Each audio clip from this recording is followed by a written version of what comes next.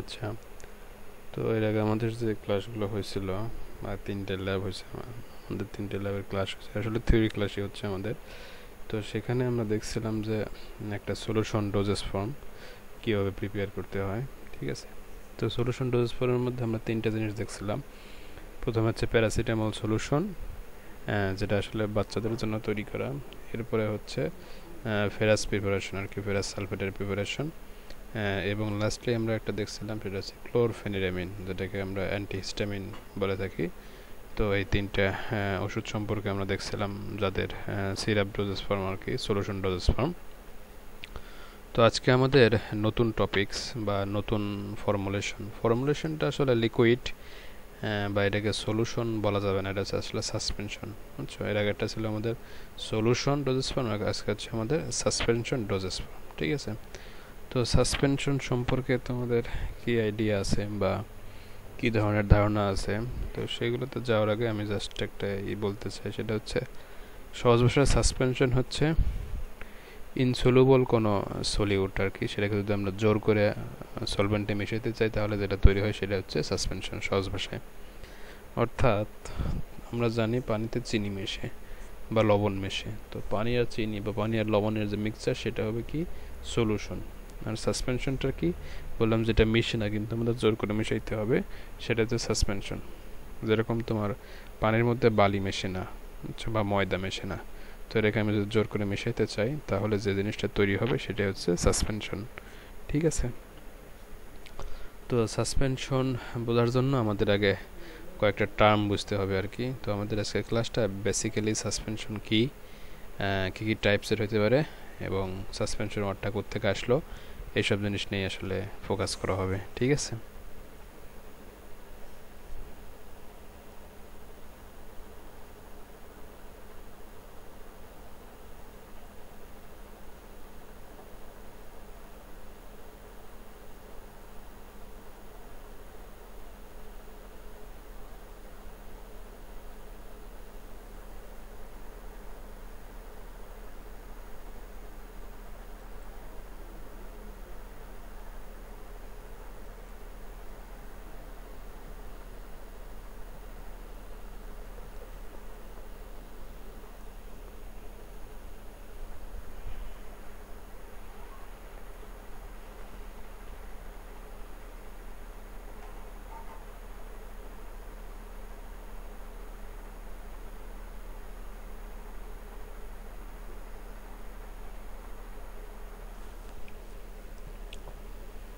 তো আমাদের দেখো, ফার্স্টে জিনিসটা যেটা আমাদের দেখতে হচ্ছে, ফিগারের দিকে দেখার দরকার নাই, লেখাটা পড়লে ফিগারটা ধীরে ধীরে বুঝে আসবে।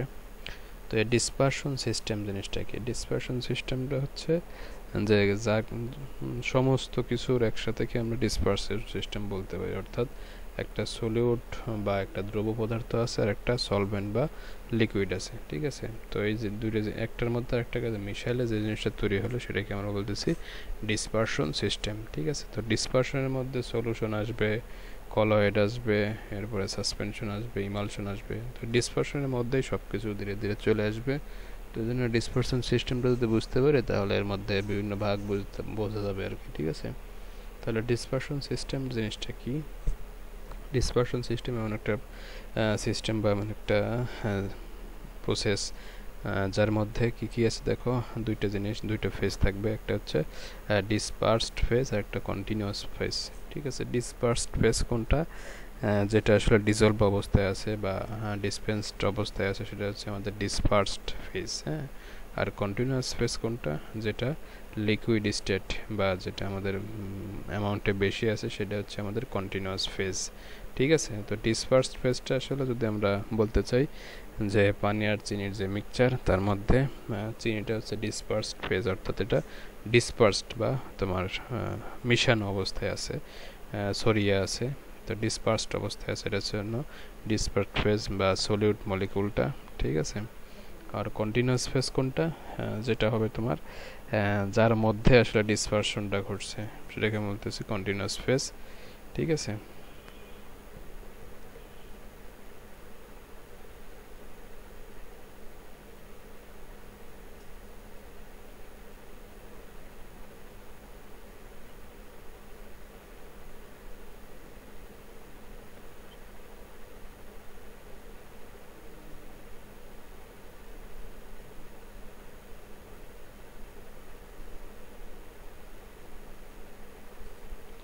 আচ্ছা, তো ডিসপার্সড ফেজ আর কন্টিনিউয়াস ফেজটা বোঝা গেল।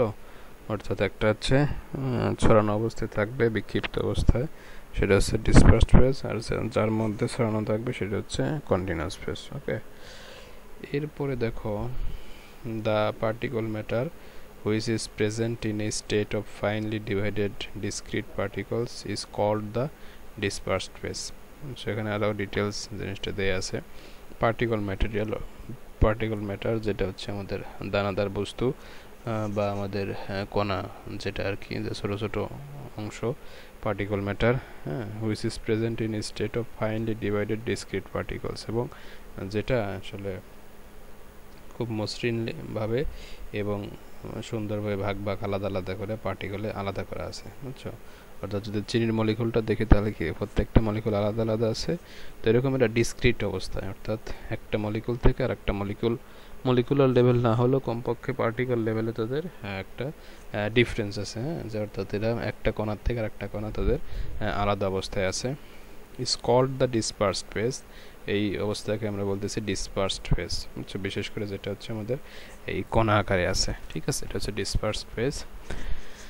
And the continuous medium in which the discrete particles are present is called the dispersion medium. তো বলতেছে এবং আর একটা প্রসেস বা আর একটা মিডিয়াম বা আর একটা মাধ্যম, তো যার মধ্যে আর কি কন্টিনিউয়াস যে একটা মিডিয়াম, অর্থাৎ পানির ক্ষেত্রে কিন্তু তারা আলাদা অবস্থায় নাই, তাই না? পানিগুলো কিন্তু সবগুলো মলিকুল বা সবগুলো যে পার্টিকল তারা কিন্তু একত্রিত অবস্থায় আছে, কন্টিনিউয়াস অবস্থায় আছে। তো এটাকে আমরা বলতেছি কন্টিনিউয়াস ফেজ, ঠিক আছে। সহজ কথা, ডিসক্রিট হচ্ছে কি তারা প্রত্যেকটা পার্টিকল আলাদা আলাদা আছে, আর কন্টিনিউয়াস ফেজটা হচ্ছে কি যার মধ্যে ডিসক্রিট পার্টিকলগুলো ডিজলভ বা ডিসপার্সড বা ছড়ানো আছে, ঠিক আছে, এটা হচ্ছে ডিসপারশন মিডিয়াম, ঠিক আছে। তো এই হলো মোটামুটি আমাদের দুইটা সিস্টেম, একটা হচ্ছে মানে ডিসপারশন সিস্টেম যার দুইটা পার্ট, একটা ডিসপার্সড ফেজ, একটা হচ্ছে কন্টিনিউয়াস ফেজ, বুঝছো? তো এখানে এক্সাম্পল দিছে কি মিল্ক, বুঝছো? মিল্কটা আসলে কি জন্য এক্সাম্পল দিল তোমরা একটু চিন্তা করো, চিন্তা করলেই বুঝতে পারবা।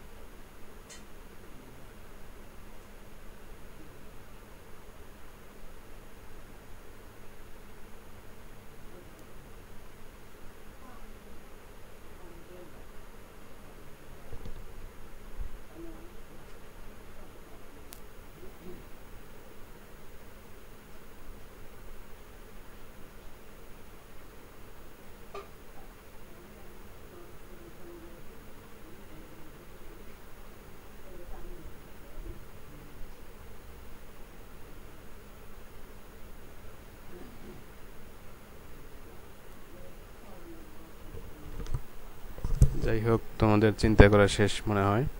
তো এখন আমি বলি, দেখো তোমাদের সাথে চিন্তাটা মেলে কিনা। সেটা হচ্ছে যে যদি আমরা করি আর কি, দুধের মধ্যে আসলে কি থাকে, ম্যাক্সিমামটা হচ্ছে ওয়াটার থাকে, তাই না? তো এবং ওয়াটার, তো এই ওয়াটারের সাথে আর কি কি জিনিস থাকে, কিছু প্রোটিন থাকে, কিছু ফ্যাট থাকে, তাই না? তো এইগুলো কি সবসময় কিন্তু পুরোপুরি ডিজলভড স্টেটে থাকে না, কিছুটা ক্ষেত্রে তোমার থাকে আর কি, বুঝছো? তোমার কি বলে এটাকে,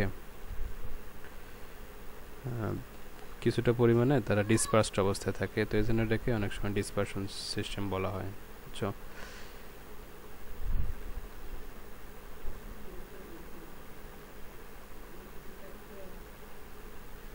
আচ্ছা, তো এইখানে দেখো ডিসপারশন সিস্টেমটা গেল, মিল্ক একটা বেস্ট এক্সাম্পল। হ্যাঁ, এরপরে দেখো আর কি আছে,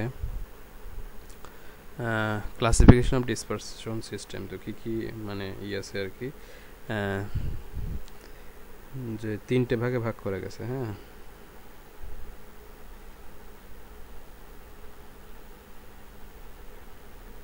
আর হচ্ছে তোমার 3 ভাগে ভাগ করা আছে মেইনলি তোমার পার্টিকল সাইজের উপর, যে আমাদের যে ডিসপার্সড যে পার্টিকল, যে সে কতটুকু ডিসপার্সড অবস্থায় আছে, বা তার যে পার্টিকল সাইজ, তো সেই জিনিসটা কতটুকু ছোট বা কতটুকু বড়, এটার উপর ডিপেন্ড করে আমরা একে 3 ভাগে ভাগ করতে পারছি। ঠিক আছে, দেখো, on the basis of diameter of particles dispersed systems are classified into, দেখো নাম্বার 1 হচ্ছে মলিকুলার ডিসপারশন, বা এটাকে সলিউশন বলা হয়। ঠিক আছে, এটার পার্টিকল সাইজটা হচ্ছে 1 ন্যানোমিটারের চেয়েও কম। ঠিক আছে, যেটাকে আমরা রিয়েলি সলিউশন বলে থাকি, ওইটা হচ্ছে এটা যে মলিকুলার লেভেলে তারা ডিসপার্সড হয়ে গেছে, এজন্য আমরা খালি চোখে কোনো মলিকুল দেখতে পাই না, বুঝছো? আসলে মলিকুল আছে কিন্তু খুবই মানে সাইজটা খুবই কম, এজন্য এটাকে দেখা যায় না, এজন্য আমরা মনে করি যে পুরোপুরি মিশে গেছে। ঠিক আছে, আসলে তার পার্টিকল সাইজটা থাকে 1 ন্যানোমিটারের ছোট। এরপর হচ্ছে কলয়েডাল ডিসপারশন। কলয়েডাল ডিসপারশন যেটা, সেটাকে আমরা সাধারণত বলে থাকি কলয়েড বা সলস বলা হয়। তো এটার ক্ষেত্রে তোমার পার্টিকল সাইজটা হচ্ছে 1 ন্যানোমিটার থেকে 0.5 মাইক্রোমিটারের এই রেঞ্জের মধ্যে। ঠিক আছে, তো এরপরে আর একটা আছে, সেটা হচ্ছে তোমার কোর্স ডিসপারশন। কোর্স ডিসপারশনটা কি, এটা আসলে মেইনলি আমাদের যেটাকে আমরা বলে থাকি মানে সাসপেনশন বলে থাকি আর কি, এটাই কোর্স ডিসপারশন, যেখানে আমাদের পার্টিকল সাইজটা থাকবে 0.5 মাইক্রোমিটারের চেয়ে বেশি, বুঝছো? অর্থাৎ সবগুলো কিন্তু ডিসপারশন সিস্টেমই আগে পরে, জাস্ট খালি সাইজে কম বেশি হওয়ার কারণে এদেরকে আমরা বলতেছি যে এরা হচ্ছে তোমার কোনোটা সলিউশন, কোনোটা সাসপেনশন, কোনোটা কলয়েড। ঠিক আছে,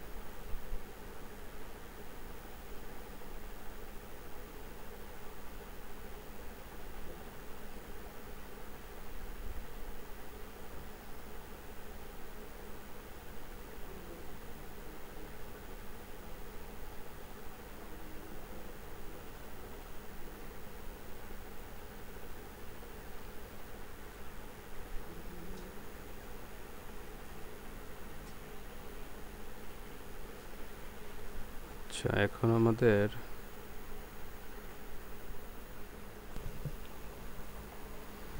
এখানে ডিসপার্স সিস্টেমের বেশ কয়েকটা আছে আর কি, আমাদের ডিফারেন্স যেগুলো দেওয়া আছে প্রপার্টিস, এবং সাথে বেশ কিছু আর কি এক্সাম্পল, যেরকম সলিউশন, তারপরে কলয়েড, আর একটা হচ্ছে সাসপেনশন। তো 3টের মধ্যে কোন ধরনের প্রপার্টি আছে বা কী কী ধরনের ডিফারেন্স আছে সেই জিনিসটা এখানে বলা হয়েছে। এখন নাম্বার 1 হচ্ছে ফেজ। তো কোনটার ক্ষেত্রে কী ধরনের ফেজ আছে সেটা এখানে দেখানো হচ্ছে। মলিকুলার ডিসপারশন যেটা সলিউশন, সেখানে আসলে পার্টিকল সাইজটা এত ছোটো হয়ে থাকে যে সেখানে আলাদা করে কোনো ফেজকে ডিটারমাইন করা যায় না, এজন্য সেটাকে একটা ফেজ হিসেবে ধরা হয়। On phase homogeneous system. Homogeneous মানে হচ্ছে যে সিস্টেমের প্রত্যেকটা জায়গায় তার যে রেশিও বা তার যে প্রেজেন্স অফ পার্টিকল সবগুলা সেম থাকবে, সেম রেশিওতে উপস্থিত থাকবে, সেটাকে আমরা বলতেছি মলিকুলার ডিসপারশন বা সলিউশন। ঠিক আছে, এরপর হচ্ছে আমাদের কলয়েডাল ডিসপারশন বা কলয়েডের ক্ষেত্রে কি থাকবে, ফেজ থাকবে 2টা, কারণ এখানে পুরোপুরি মলিকুলার লেভেলে কোনো ডিসপারশন ঘটবে না, এজন্য এখানে 2 ধরনের হবে। একটা হচ্ছে হেটেরোজেনাস সিস্টেম, 2টা ফেজ থাকবে, অর্থাৎ সব জায়গাতে একই রেশিওতে তাদের পার্টিকেলগুলো থাকবে না, অর্থাৎ কোনো জায়গায় পার্টিকেলের পরিমাণটা বেশি, কোনো জায়গায় কন্টিনিউয়াস ফেজের পরিমাণটা বেশি থাকবে। ঠিক আছে, এরপরে আমাদের আসলো কোর্স ডিসপারশন বা সাসপেনশন। তো সাসপেনশনের ক্ষেত্রে দুইটা ফেজ থাকবে এবং এখানেও হেটেরোজেনিয়াস সিস্টেম থাকবে, অর্থাৎ সলিউশন বাদে বাকি জায়গায় দুইটাতেই টু ফেজ সিস্টেম, এবং টু ফেজ সিস্টেম মানে সেখানে হেটেরোজেনিয়াস সিস্টেমটা থাকবে। পার্টিকল সাইজটা আগেই দেখানো হয়েছিল, 1 ন্যানোমিটারসের ছোট সলিউশনের ক্ষেত্রে, আর কলোয়েডাল ডিসপারশন বা কলোয়েডের ক্ষেত্রে 1 ন্যানোমিটার থেকে 0.5 মাইক্রোমিটারের মধ্যে, আর যখন কোর্স ডিসপারশন বা সাসপেনশন তখন সেক্ষেত্রে 0.5 মাইক্রোমিটারের চেয়ে বেশি।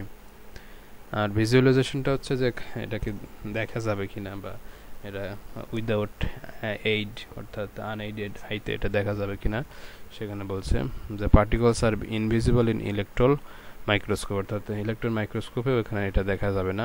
Particles are visible under electron microscope, এবং কলোয়েডালে যেটা সেটা এখানে দেখা যাবে। আর কোর্স ডিস্ট্রিবিউশন বা সাসপেনশন যেটা, সেখানেও সিম্পল মাইক্রোস্কোপেও এটা দেখা যাবে। ঠিক আছে, অর্থাৎ এখানে যেহেতু ইটা বড় আর কি, আমাদের পার্টিকল সাইজটা বড়, এজন্য খালি সেই দেখা যাবে। ঠিক আছে,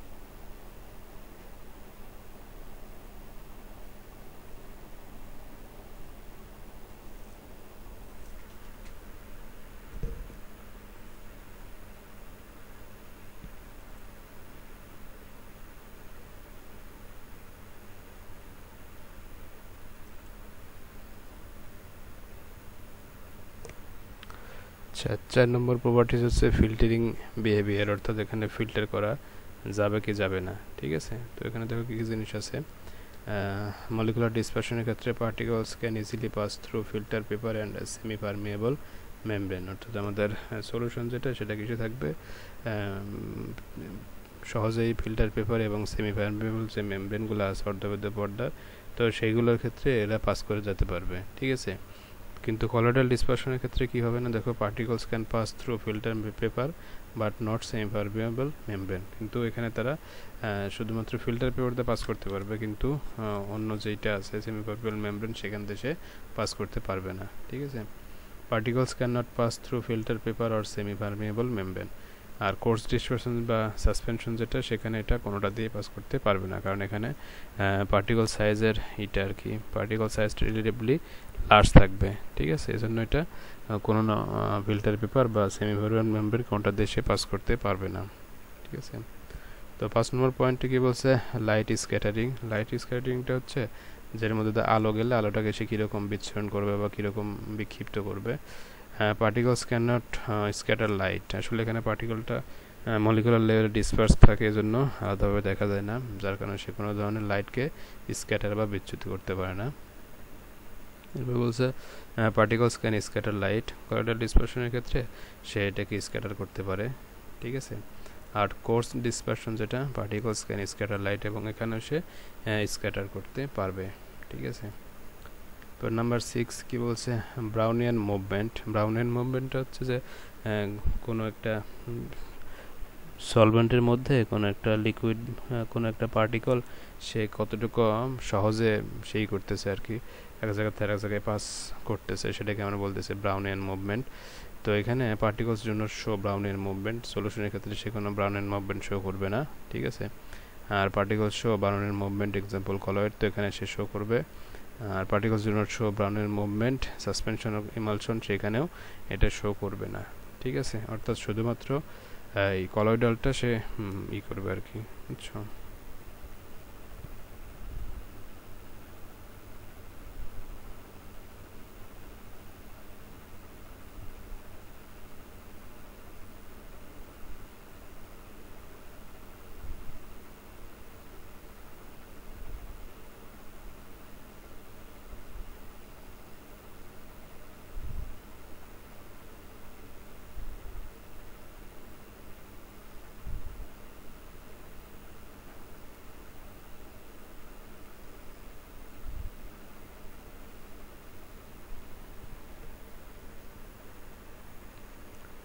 তো এই ছিল মোটামুটি কয়েকটা প্রপার্টিজ সম্পর্কে ধারণা। এরপরে আরও কিছু আছে, যেরকম ধরো ফিজিক্যাল স্ট্যাবিলিটির দিক দিয়ে আমাদের যেটা সলিউশন বা মলিকুলার ডিসপারশন, সেটা খুব বেশি পরিমাণে থাকবে, স্টেবল থাকবে, ঠিক আছে। কলোয়েডাল ডিসপারশনটা তার চেয়ে কম থাকবে স্টেবল। আর কোর্স ডিসপারশন যেটা, সেটা একদম কম, লিস্ট স্টেবল আর কি। অর্থাৎ তৈরি করা হচ্ছে কিন্তু পরে দেখা যাচ্ছে দুইটা ফেজ আলাদা হয়ে যাচ্ছে, ঠিক আছে। এরপরে নাম্বার 8 হচ্ছে ডিফিউশন মানে হচ্ছে সে ব্যাপন হওয়ার যে তার প্রবণতা, সেটা কীরকম হবে, পার্টিকলস আন্ডারগো র্যাপিড ডিফিউশন। অর্থাৎ মলিকুলার ডিসপারশনের ক্ষেত্রে আমাদের এটা খুব দ্রুত সে ডিফিউশনে যাবে। আর কলোয়েডাল ডিসপারশনের ক্ষেত্রে পার্টিকলস ডিফিউজ ভেরি স্লোলি, এবং কলোয়েডাল ডিসপারশনে আমাদের পার্টিকলটা খুব আস্তে আস্তে সে ডিফিউজ হবে। আর কোর্স ডিসপারশনে সে কোনো ধরনের ডিফিউশন দেখাবে না, অর্থাৎ কোনো সে ব্যাপিত হওয়ার তার কোনো প্রবণতা বা ইন্টেন্সিটি এখানে থাকবে না, ঠিক আছে। এরপর হচ্ছে কোলিগেটিভ প্রপার্টি আসলে বেশ কয়েকটা প্রপার্টির একসাথে সমন্বিত নাম। সেটা হচ্ছে যে যেমন তোমার ধরো লোয়ারিং অফ বয়লিং প্রেশার বা এলিভেটিং ইন ভেপার প্রেশার। তো এই ধরনের কিছু প্রপার্টিজ আছে যেগুলো সাধারণত কলয়েডালগুলো শো করে বা সলসগুলো শো করে, ঠিক আছে। তো এখানে দেখো কোলিগেটিভ প্রপার্টি কারা কারা শো করবে। Particles can exhibit colligative property, molecular ডিসপারশনটা করবে। Particles can exhibit one of the colligative properties, for example osmosis, অর্থাৎ এখানে অসমোসিসটা ঘটবে কিন্তু বাকি প্রপার্টিগুলো সে শো করবে না। আর কোর্স ডিসপারশন বা সাসপেনশন যেটা, সেটা কোনোটাই সে প্রপার্টি শো করবে না, do not exhibit colligative property, ঠিক আছে। তো এই ছিল মোটামুটি আমাদের এই সম্পর্কে কিছু বেসিক তাদের তুলনা বা ডিফারেন্স আর কি।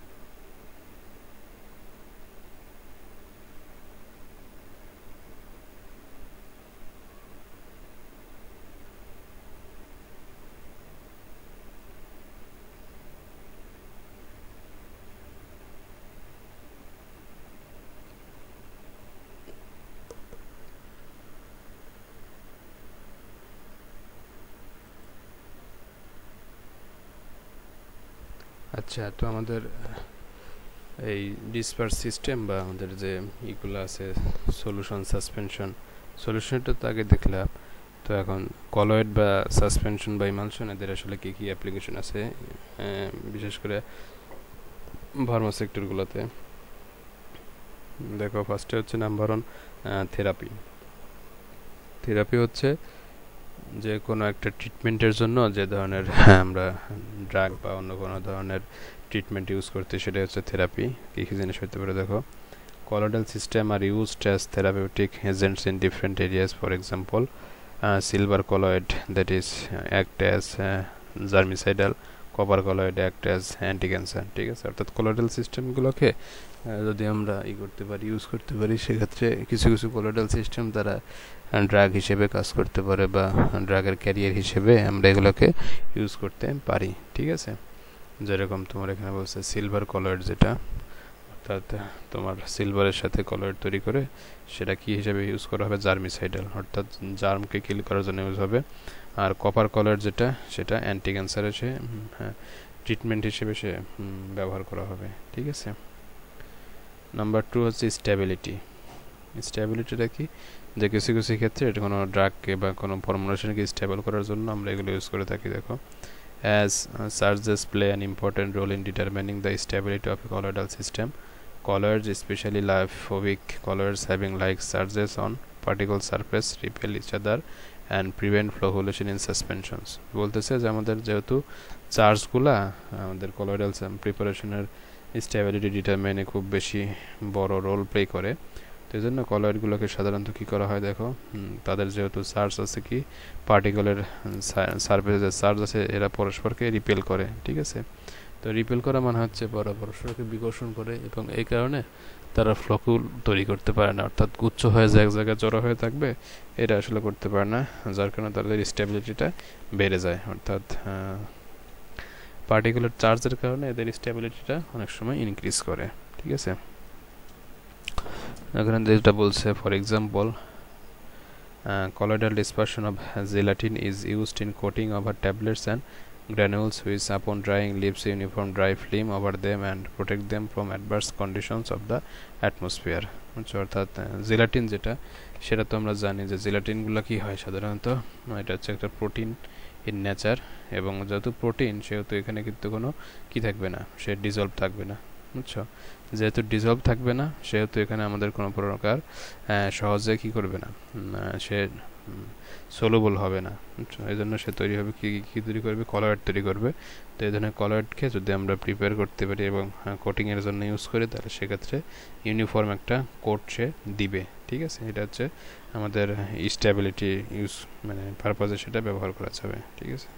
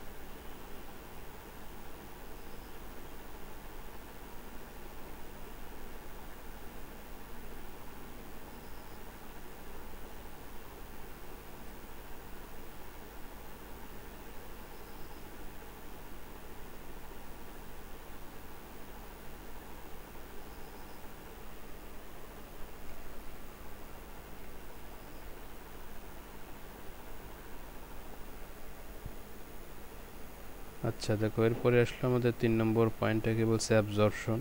As colloidal dimensions are small enough they have a huge surface area. হ্যাঁ, তো যেহেতু বলতেছে আমাদের কলোয়েডালগুলো সাধারণত তাদের পার্টিকল সাইজটা অনেক ছোটো থাকে, আর যখন কোনো পার্টিকুলার সাইজ ধীরে ধীরে ছোটো করা হয় তার সারফেস এরিয়াটাও ধীরে ধীরে বাড়তে থাকে। ঠিক আছে, যেহেতু সারফেস এরিয়া বেশি হচ্ছে সেহেতু তার কিন্তু কী হবে, খুব দ্রুত সে অ্যাবজর্ব করতে পারবে। ঠিক আছে,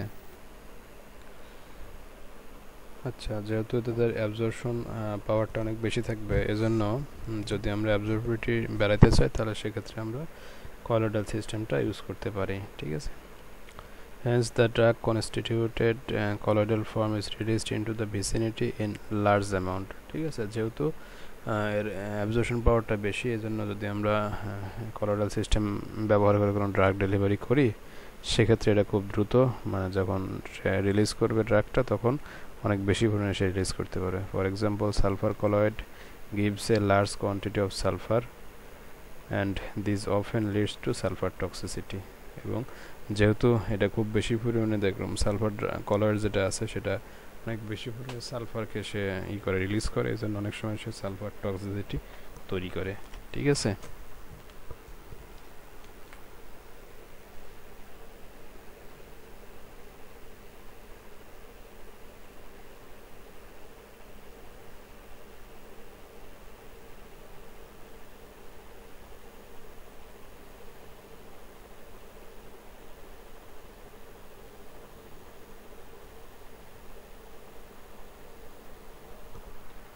আচ্ছা তো এখানে দেখো আর পরে আর কিছু আছে এরকম ডিজলিউশন। ডিজলিউশন জিনিসটা কি, যে এটা আসলে কীরকম কীভাবে ডিজলভ হবে সেটা আসলে একটা আছে, ইকুয়েশন আছে বা সমীকরণ আছে যার মাধ্যমে আমরা দেখতে পারি। সমীকরণটা দেখো এখানে,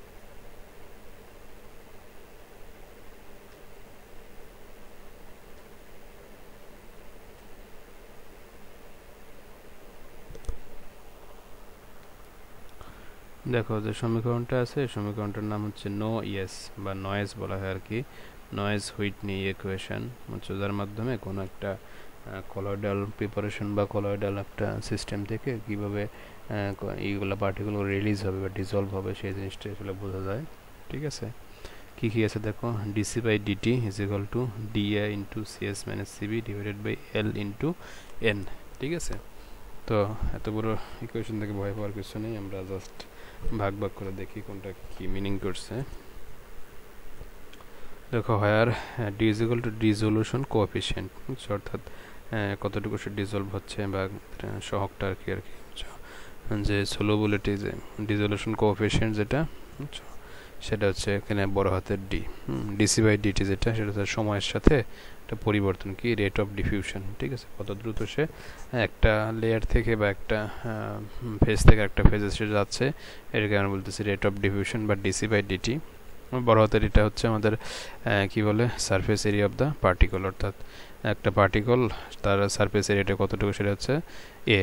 ঠিক আছে, সিএসটা কি, সিএস এস হচ্ছে এখানে সলভেন্ট, বুঝছো, তো concentration of stagnant layer, বুঝছো, layer of solvent just adjacent to particle and it's concentrated with drug। বুঝছো, এখানে বলতেছে যে আমাদের একটা লেয়ার, যে লেয়ারের মধ্যে কি আছে সরাসরি ইসের সাথে আর কি, সলভেন্টের সাথে যে অংশটা যেটা কনসেন্ট্রেটেড অবস্থায় আছে। ঠিক আছে, তো সেটা হচ্ছে আমাদের স্ট্যাগন্যান্ট লেয়ার, এজন্য এটাকে বলা সিএস। ঠিক আছে, এরপর হচ্ছে সিবি। সিবিটা কি, সিবিটা হচ্ছে concentration of bulk solution. Bulk সলিউশনটাকে আসলে কী বলা হয়, যে তোমার যেখানে খুব বেশি পরিমাণে আমাদের ইটা আছে, ড্রাগটা আছে, ড্রাগ পার্টিকলটা আছে, সেটাকে বলতেছি আমরা বাল্ক সলিউশন, বা এখানে যে তার ড্রাগের যে কনসেন্ট্রেশন সেটা হচ্ছে সিবি। বুঝছো, often dilute and represent the rest of the solvent in the system, অর্থাৎ বাদ বাকি যে সলিউশনটা আছে সেটা হচ্ছে তার যে কনসেন্ট্রেশন সেটা হচ্ছে সিবি বা বাল্ক সলিউশনের কনসেন্ট্রেশন, ঠিক আছে। আর সিএসটা হচ্ছে স্ট্যাগন্যান্ট লেয়ার বা যেখান থেকে ড্রাগটা রিলিজ হচ্ছে ঠিক সেখানে যে ইটা আছে এটা হচ্ছে স্ট্যাগন্যান্ট লেয়ারের যে কনসেন্ট্রেশন, ঠিক আছে। আর এলটা হচ্ছে কি লেংথ অফ স্ট্যাগন্যান্ট লেয়ার, অর্থাৎ নিকটবর্তী যে লেয়ারটা আছে স্ট্যাগন্যান্ট লেয়ার তার যে দৈর্ঘ্য সেটা হচ্ছে এল। আর এন হচ্ছে কি viscosity of the medium.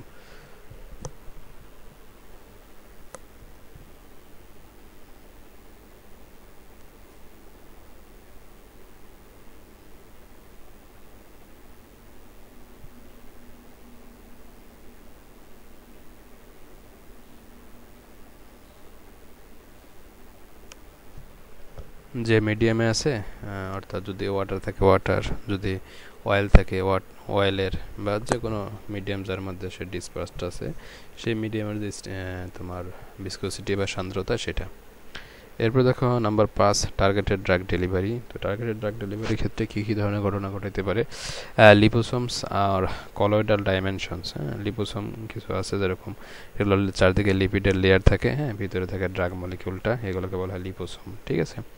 R of colloidal dimensions, এটা হচ্ছে কলয়েডালের মতো আর কি, কলয়েডাল মলিকুল অ্যান্ড আর preferentially taken up by the liver and spleen, এবং এই জন্য এরা খুব দ্রুত আমাদের যে লিভার অর্থাৎ যকৃত এবং স্প্লিন যেটাকে প্লিহা বলা হয় এইগুলো দ্বারা খুব দ্রুত দ্বারা মানে ট্রান্সপোর্টেড হয়, ঠিক আছে, এদের কাছে খুব দ্রুত এটা যাইতে পারে। Hence principle of colloids is also used in targeted drug delivery system. অর্থাৎ যদি আমরা কোনো ড্রাগকে সরাসরি লিভার বা স্প্লিনে যদি আমরা পৌঁছাইতে চাই বা এখানে আমরা টার্গেট করতে চাই তাহলে সেক্ষেত্রে কিন্তু এটা আমরা করতে পারবো, ঠিক আছে।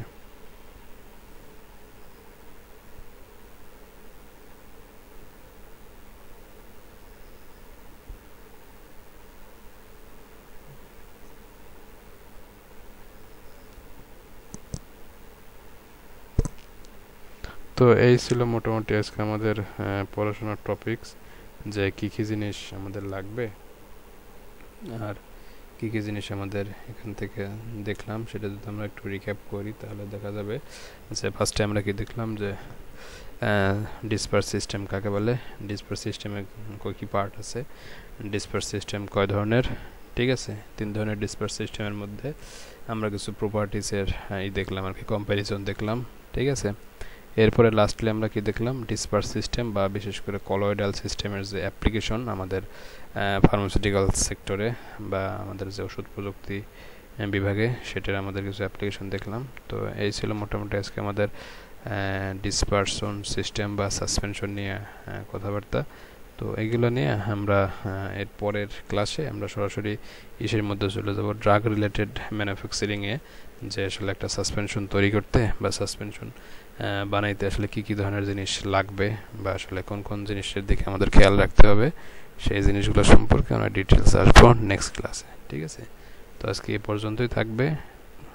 তোমরা এটুকু ভিডিওটা দেখো, কারো যদি কোনো কোশ্চেন অ্যারাইজ করে বা কোনো কিছু বুঝতে সমস্যা হয় লাইভ ক্লাসে জিজ্ঞেস করো, লাইভ ক্লাসে সলভ করা হবে, ঠিক আছে। তোমার ক্লাস এখানেই শেষ।